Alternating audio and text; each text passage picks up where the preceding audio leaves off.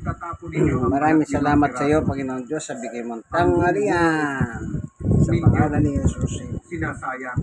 Sa 10 taon Pusit, kumakain ng pusit, mansanas, pusit siyam ang ang ulam. nagbabalat nito. Nakamix na po. Ibig sabihin siyam sa 10 tao ang nagtatapon ng pinakamagandang Nakamix bahagi. na po yung Bakit nga ba napakahalaga ng sangkap nito? Araw-araw inaatake ang lutong ating bahay. brain cells Nagluluto lang. mula sa masasamang elemento pusit, na tinatawag na free radicals. Sige, kain Ang na mga po free tayo. radicals na ito ay isang kalasag na bumabalot sa ating mga brain cell. Kain na po. Kaya kung marami kayong kakainin nito, hindi kakalawangin ang inyong mga brain cell. At ito pa ang mas kahanga-hanga, kahit ang mga brain cells na nagsisimula ng kalawangin ay kaya nitong i-repair. Si Aling Corazon Santos, 68 taong gulang at taga Makati City, ay isa sa mga pasyente ko. Sabi niya, sa tuwing magbabasa siya ng dyaryo, lumalabo ang mga letra. Kahit magpalit siya ng salamin, wala pa ring epekto. Ganon din kahit gumamit siya ng reading glasses. Tinanong ko siya, kumakain po ba kayo ng mansanas? Opo, araw-araw. Pero binabalatan ko po at laman lang ang kinakain ko. Sabi ko, simula po, pero nagtiwala siya at sumunod. Pagkatapos ng 3 linggo, tumawag siya sa akin, nagulat na gulat.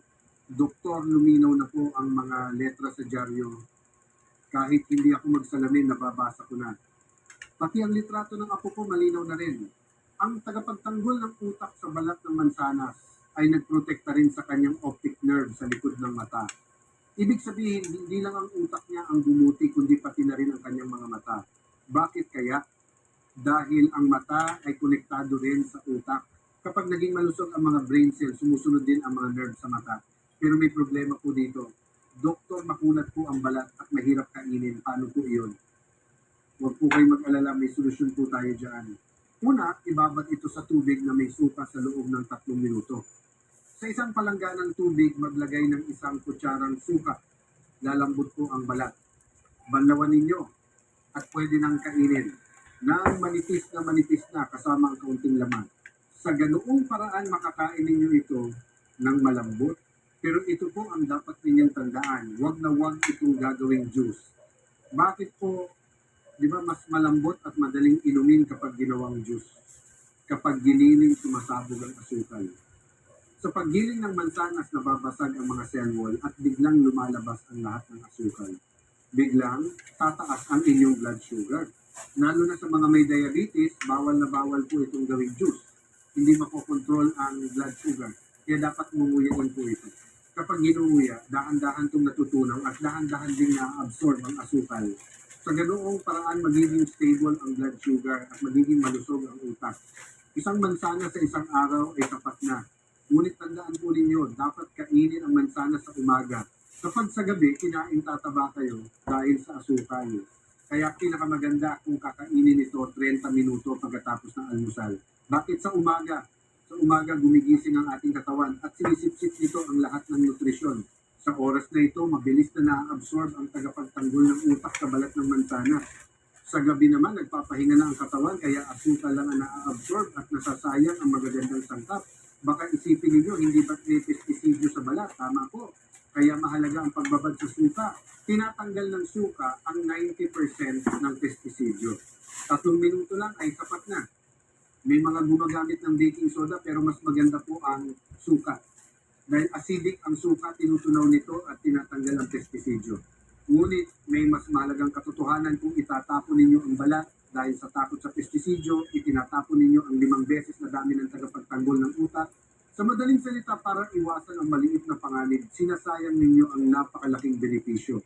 Isipin ninyo ang pestisidyo, 90% ay nawawala sa paghuhugas. Pero ang magandang sangkap sa balat, 100% ninyong itinatapon. Alin po ang mas malaking kawalan? Ating buurin ang mansanas ay kinakain ng may balat. Ibabad sa tubig na may suka ng 3 minuto at banlawang mabuti. Kung mahina, ang ngipin hiwain ng manipis. Huwag na huwag gagawing juice. 1 piraso sa isang araw, 3 minuto pagkatapos ng almusal. Kung susundin ninyo ito, hihinto ang pagkasira ng inyong mga brain cells.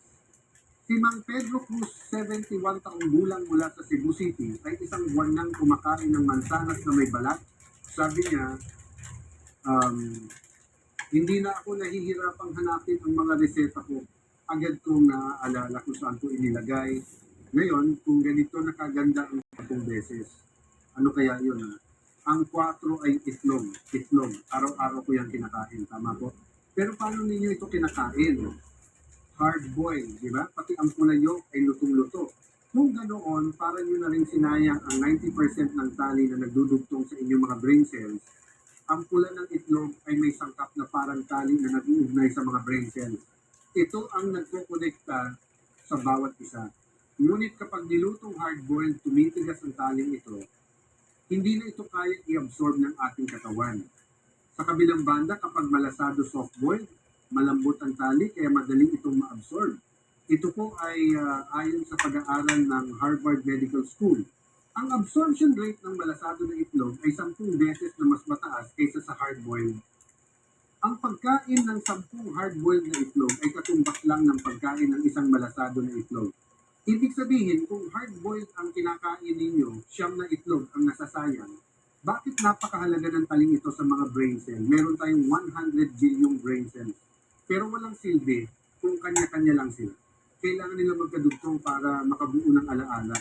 Ang pagkabisa sa pangalan ng apo, pag-alala sa numero ng telepono, at pag-alala sa oras ng gamot, ay posible lang kung magkakakonekta ang mga brain cell.